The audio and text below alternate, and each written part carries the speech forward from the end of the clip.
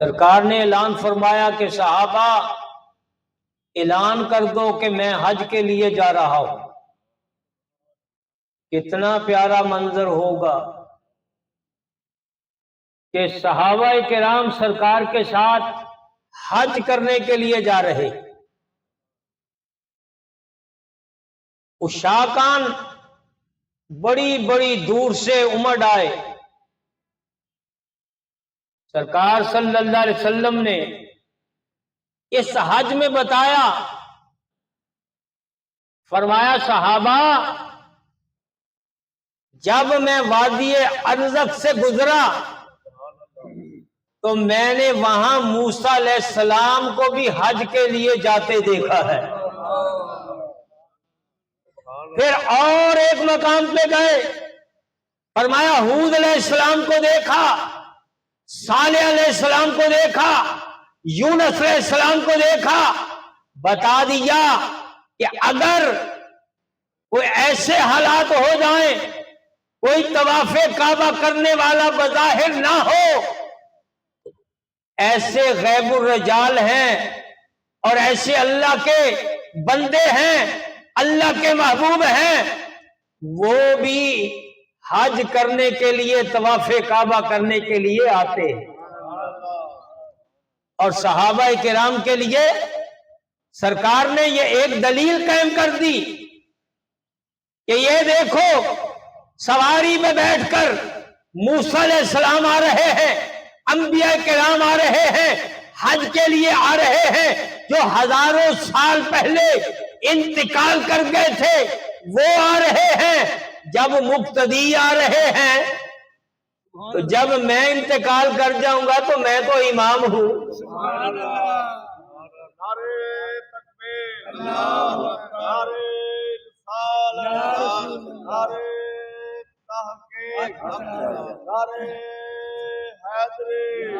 بس لوکاں دی جیب چ پیسہ نہ رہن دیں کوئی، بہت دعات ہے۔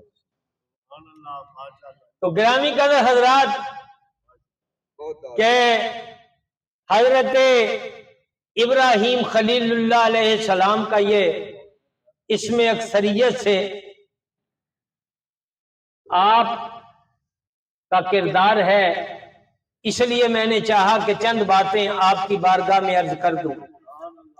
مشہور واقعہ ہے کہ آپ کے دور میں کیونکہ حکومت تھی نمرود مردود کی، 4 بادشاہ ایسے ہوئے ہیں جنہوں نے پورے کرۂ ارض پہ حکومت کی ہے۔ ان میں 2 مسلمان ہیں، 2 کافر ہیں۔ حضرت ذوالقرنین نے حکومت کی اور اللہ کے نبی حضرت سلیمان علیہ السلام نے حکومت کی پوری دنیا پر۔ سلیمان علیہ السلام کے تابع اللہ نے ہوا کی تھی، تخت پہ بیٹھے یا قلین پہ بیٹھے آپ کہتے تھے ہوا کو کہ اڑ، اس کو لے کر وہ اڑ جاتی اور تخت جو تھا وہ جا رہا ہوتا تھا۔ تو سلیمان علیہ السلام کے زیر حکومت، آپ کی حکومت کے زیر نظر یہ ہوا تھی، اڑا کے لے جاتی تھی۔ جو مقتدی ہے اس کے قبضے میں ہوا ہے تو جو امام الانبیاء ہے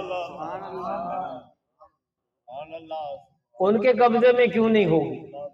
حضرات گرامی، 4 بادشاہ اور دوسرا نمرود مردود اور شداد جس کو بخت نصر بھی کہا جاتا ہے، اور یاد رکھیے اللہ تعالیٰ ڈھیل دیتا ہے۔ نمرود نے کتنی دیر حکومت کی؟ 800 سال۔ کتنی دیر؟ 800 سال حکومت کی۔ 400 سال بہت اچھے گزرے، آرام سے گزرے، پھر آخر 400 سال بڑے برے گزرے۔ پہلے خدائی کا دعویٰ بھی کرتا رہا، اللہ نے کہا کرتا رہے، تو جب آخری 400 سال برے گزرے نا، اس کی وجہ یہ تھی اس نے حضرت ابراہیم سے ٹکر دی۔ اللہ اپنے محبوبوں کے ساتھ ٹکر لینے والوں کو پسند نہیں کرتا. پہلے اللہ کے ساتھ متھا لگائے رکھا، خدائی دعویٰ کرتا رہا، اللہ ڈھیل دیتا رہا. اور یاد رکھیے اِنَّ بَطْشَ رَبِّكَ لَشَدِيدٌ، اللہ کی پکڑ بڑی زبردست ہے. اللہ جب پکڑنے پہ آتا ہے، اللہ کی پکڑ بہت زبردست ہے. حضرت ابراہیم علیہ السلام، اس دور میں ان کا ایک میلہ لگتا تھا اور وہ سارے لوگ اس میلے میں چلے جاتے. بعض نے اس کو عیدگاہ بھی کہا ہے، میلہ بھی کہا ہے. وہاں چلے جاتے اور طرح طرح کے کھانے، مٹھائیاں اور سوٹ جو تھے نا، وہ بت خانے میں رکھ کر چلے جاتے تھے کہ جب واپس آئیں گے نا تو یہ سوٹوں میں بھی برکت ہوگی، کھانے میں بھی برکت ہوگی. ابراہیم علیہ السلام نے پہلے ہی کہہ دیا تھا کہ میں ان بتوں کے بارے میں کچھ سوچوں گا. بس سارے چلے گئے. آپ نے کلہاڑا لیا، کلہاڑا لے کر آپ نے بتوں کو توڑنا شروع کر دیا. اور اس بت خانے میں اور اس بت باڑے میں کتنے بت تھے؟ 73 بت تھے. کتنے؟ 36 ادھر تھے، 36 ادھر تھے. درمیان میں بہت بڑا بت تھا اور اس کے ارد گرد مخملی چادریں تھیں اور اس کی آنکھوں میں یاقوت لگائے ہوئے تھے جو اس سے چمکتی تھی آنکھیں. بہت بڑا بت تھا اور ہیرے جواہرات سے اس کے اوپر پچکاری کی ہوئی تھی اور اس کی بھی پوجا کی جاتی تھی. ابراہیم علیہ السلام بت خانے میں گئے، سارے بت توڑ دیے. جو بڑا بت تھا نا، اس کے کندھے پہ کلہاڑا رکھ دیا. آپ نے کہا کہ یہ پوچھیں گے آ کر تو میں کہوں گا کہ اس سے پوچھو جس سے اسلحہ برآمد ہوتا ہے، چور وہی ہوتا ہے، چور وہی ہوتا ہے. کہ اس سے پوچھو. یہ قرآن پاک سورہ انبیاء میں اور سورہ صفات میں یہ سارا واقعہ موجود ہے. تو جب وہ لوٹے، یہاں ایک بات اور کر دوں کہ بت خانے میں بت توڑنے کے لیے جانا جائز ہے. بت خانے میں بتوں کی مذمت کرنے کے لیے جانا جائز ہے اور بت خانے میں سجدہ کرنے کے لیے جانا جائز ہے. ان کی تعریف کرنے کے لیے جانا جائز نہیں ہے. تو ابراہیم بت خانے میں گئے.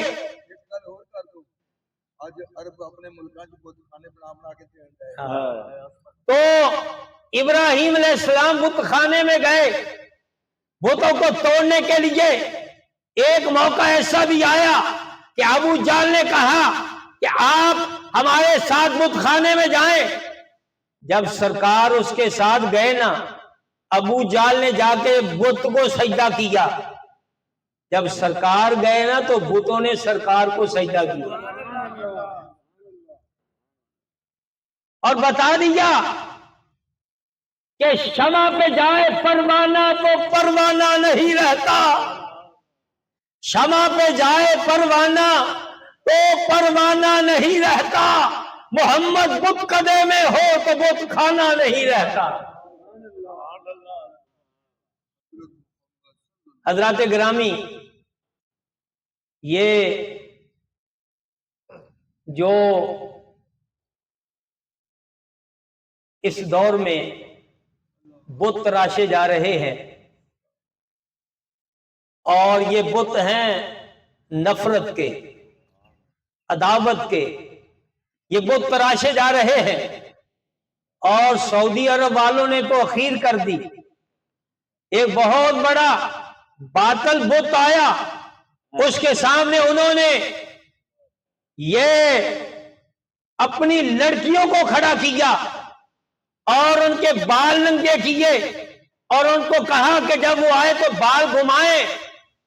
یاد رکھیے کسی نے کہا تھا کہ پڑھتا ہوں تو کہتی ہے یہ خالق کی کتاب، پڑھتا ہوں تو کہتی ہے یہ خالق کی کتاب، کہ ہیں سعودی بھی مثل یہودی عذاب، کمر اس قوم کے بارے میں کیا لکھے، کعبے کی کمائی سے جو پیتے ہیں شراب.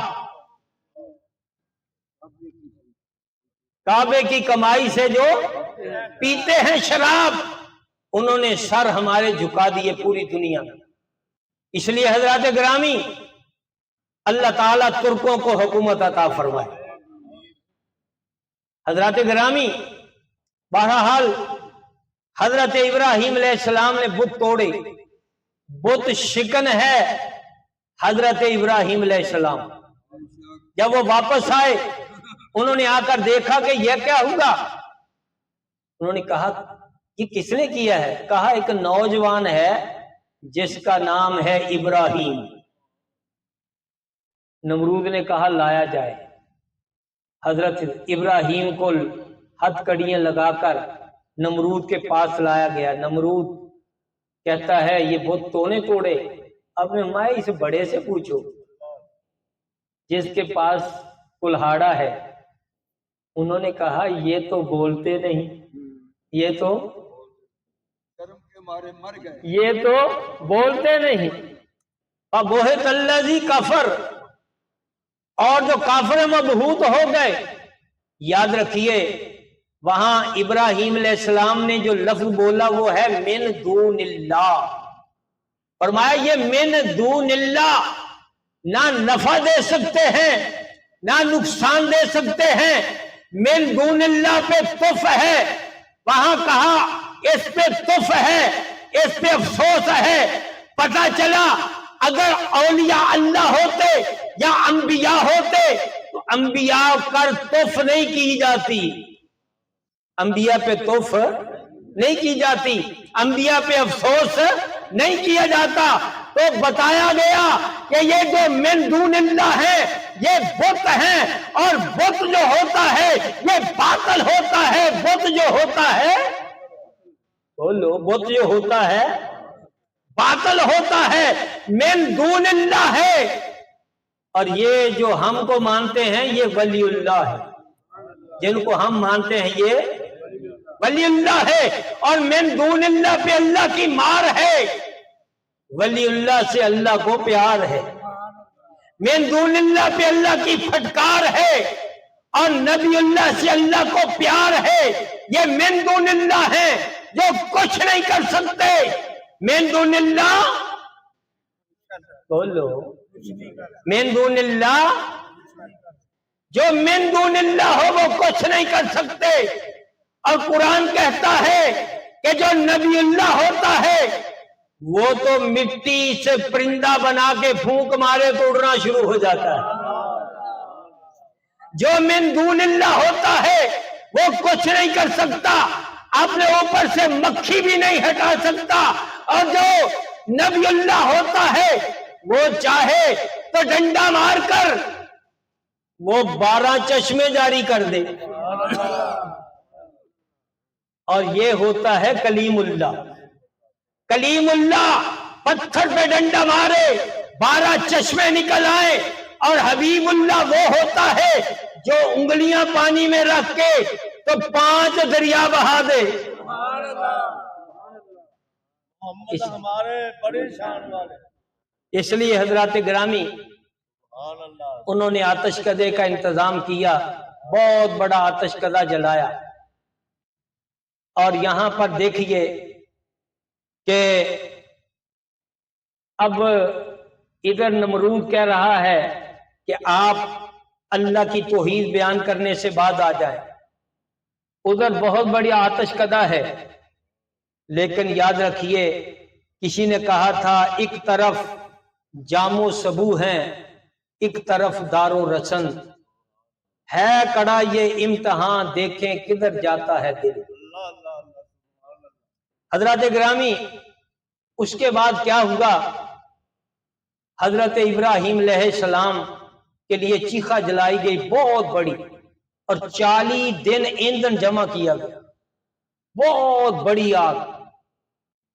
اور ایک فاختہ چڑیا کو کس نے دیکھا، ایک چونچ میں ایک قطرہ پانی کا لے کر نا جا رہی ہے کہ میں آگ کو بجھاؤں، اور ایک کوڑ کرلا، ایک بولو، ایک کوڑ کرلا وہ پھونکے مار رہا ہے۔ کسی نے کہا فاختہ سے کہ تو آگ بجھا سکتی ہے؟ انہوں نے کہا میرے قطرے سے آگ نہیں بجھ سکتی، ایلیاں پھوکا نال آگ زیادہ ہو سکتی ہے؟ انہوں نے کہا نہیں۔ انہوں نے کہا پھر اپنا تعلق جو ہے نا وہ ظاہر کیا جا رہا ہے، میرے قطرے سے یہ بجھے گی نہیں، اس کی پھونک سے یہ تیز ہوگی نہیں، یہ اپنا بغض ظاہر کر رہا ہے، اور میں اللہ کے نبی سے اپنی محبت ظاہر کر رہی ہوں۔ ارے رسال یا رسول اللہ، یا رسول محمد ہمارے بڑی شان والے۔ حضرات گرامی، اللہ تعالیٰ نے پھر اس چڑیا کو بہت سے نام القا کیے، لیکن وہ اپنا تعلق ظاہر کر رہی ہے فاختہ۔ یہ بتانا یہ تھا کہ جب آگ لگی ہو نفرت کی، آگ لگی ہو عداوت کی، آگ لگ بھڑک رہی ہو، تو پھر چلے والا کردار ادا نہ کرو، پھر کردار ادا کرو چڑیا والا۔ اگر گھر میں آگ لگی ہے تو پھر اس کو پھونکے مار کے تیز نہ کرو، اگر آگ لگی ہے محلے میں سبحان اللہ تو کرلے والا کردار ادا، اگر ملک میں آگ لگی ہے تو پھر بھی کرلے والا کردار ادا، فاختہ والا کردار ادا کرو، اللہ تعالیٰ تمہیں بھی بہت سے انعامات دے گا۔ اس لیے حضرات گرامی پھر ابراہیم علیہ السلام کو چیخا میں ڈالنے لگے، گوفن بنایا گیا، اور آپ کو آگ میں جب ڈالنے لگے، آپ جا رہے ہیں تو آپ آگ میں جانے سے پہلے مسکرائے، تو نکتہ سمجھ حضرات نے کہا آپ مسکرا کیوں رہے تھے؟ کہا یہ بات ہے کہ آپ کے دل میں جو عشق الہی کی آگ جل رہی تھی نا، آپ مسکرا رہے تھے، یہ تو آگ کچھ بھی نہیں، اگر میرے عشق الہی کی ایک چنگاری اس پہ پڑ گئی تو یہ آگ تو بجھ جائے گی۔ کہا کیسے؟ کہا قیامت کے روز جب اللہ کے خاص بندے پل صراط سے گزریں گے نا، تو پل صراط سے گزر جہنم کی آگ کہے گی یا اللہ انہاں نو کہہ تیزی نہ گزر جان، انہاں دے عشق دی آگ مینوں بجھا رہی ہے۔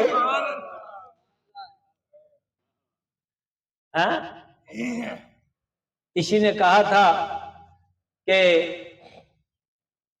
وائزہ، میری طرف دیکھو، وائزہ آتش دوزخ سے کیوں ڈراتا ہے مجھے، وائزہ آتش دوزخ سے کیوں ڈراتا ہے مجھے، دل میں دابے پھرتے ہیں دل سا آتش خانہ، کہ ہمارے تو دل میں عشق رسول کی آگ ہے۔ حضرات گرامی آپ آگ میں چلے گئے، اور اللہ نے کیا کہا؟ قُلْنَا يَا نَارُ كُونِي بَرْدًا وَسَلَامًا عَلَىٰ إِبْرَاهِيمَ۔ اللہ نے فرمایا ہم نے کہا آگ سے آگ ٹھنڈی ہو جائے، فرمایا کہ بردن کہہ کے اللہ نے اگر سلامن نہ کہا ہوتا تو آگ بڑی ٹھنڈی ہو جاتی، اتنی ٹھنڈی نہ ہو جا کہ میرے خلیل کو ٹھنڈ لگی۔ اور جب یہ اللہ نے کہا تھا نا تو پوری دنیا کی آگ ٹھنڈی ہو گئی تھی، اور آگ جل رہی تھی لیکن اس میں حرارت نہیں تھی۔ تو اقبال نے کہا کہ بے خطر کود پڑا آتش نمرود میں عشق، بے خطر کود پڑا آتش نمرود میں عشق، عقل ہے محو تماشائے لب بام ابھی، عقل جو ہے وہ لب بام ابھی کھڑی ہے، دیکھ رہی ہے یہ کیا ہو رہا ہے۔ اگر یہ شعر سمجھ نہیں آیا تو بابے نگینے ہی زبان سے سمجھا دے۔ بابا نگینہ اس مقام پہ کہتے ہیں کہ میں صدقے خلیل اللہ تیری ادا تو، میں صدقے خلیل اللہ تیری ادا تو، تیرے عشق عقلان حیران کیتا، تیرے عشق لا کے سی اگاں چھالا، تیرے عشق لا کے سی اگاں چھالا، سی مچ دی چخانو گلستان کیتا۔ حضرات گرامی، کیونکہ ٹائم ہوا چاہتا ہے اس لیے ایک بات عرض کر کے ختم کرتا ہوں کہ ابراہیم علیہ السلام کا جو چچا آزر تھا نا، یاد رکھیے چچے کو بھی باپ کہہ دیا جاتا ہے، ابھی کا لفظ جو ہے چاچے پہ بھی بولا جاتا ہے، دادے پہ بھی بولا جاتا ہے۔ ابراہیم علیہ السلام کے جو والد تھے نا وہ حضرت طارق تھے، آزر نہیں تھے۔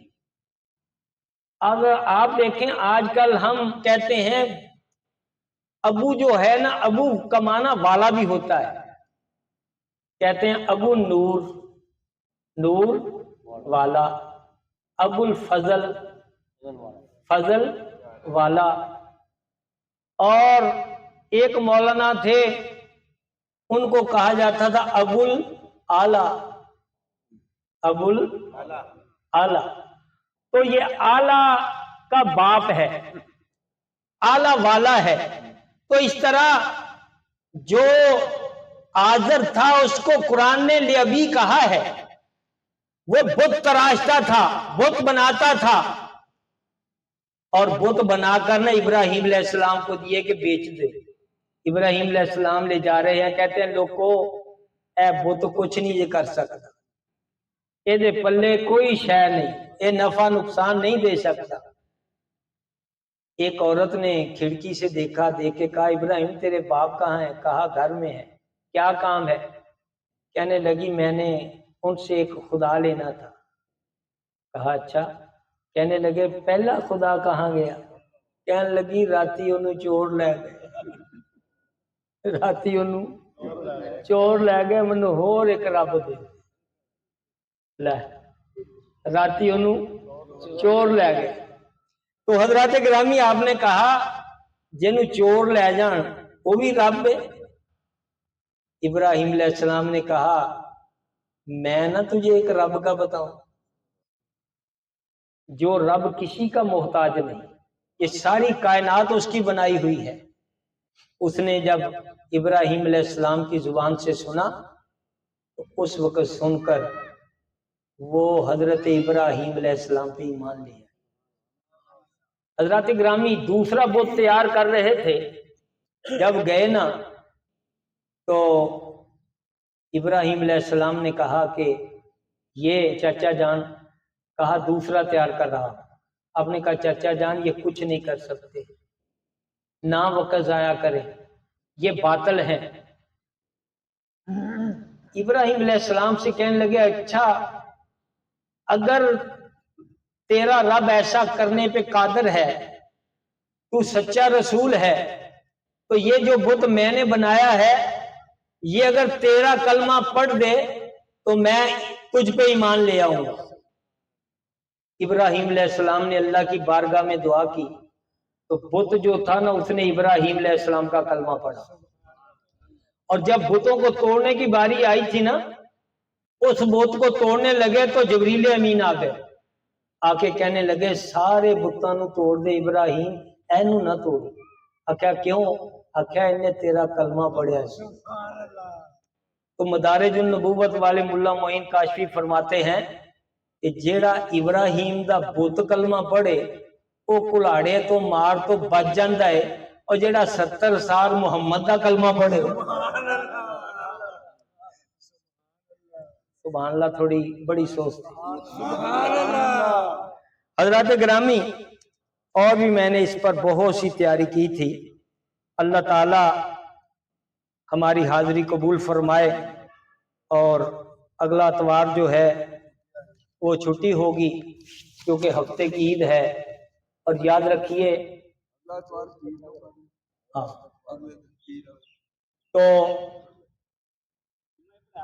جو آدمی قربانی نہیں کر سکتا، غریب آدمی ہے، اس کے لیے میں قربانی بتانے لگا ہوں۔ جس کو اللہ نے استطاعت دی ہے، طاقت دی ہے، وہ ضرور قربانی کرے۔ اگر نہیں کرے گا، سرکار نے فرمایا کہ جو استطاعت کے باوجود قربانی نہیں کرتا، میرے آقا نے فرمایا ہماری عیدگاہ کے نیڑے نہ آئے۔ ایسی بات۔ اور یاد رکھیے اگر کوئی نہیں کر سکتا، غریب ہے، تو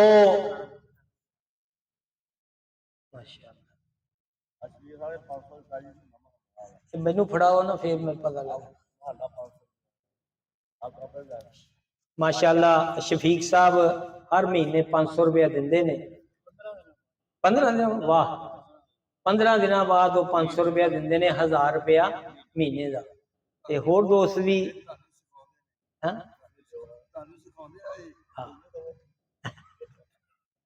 ماشاءاللہ۔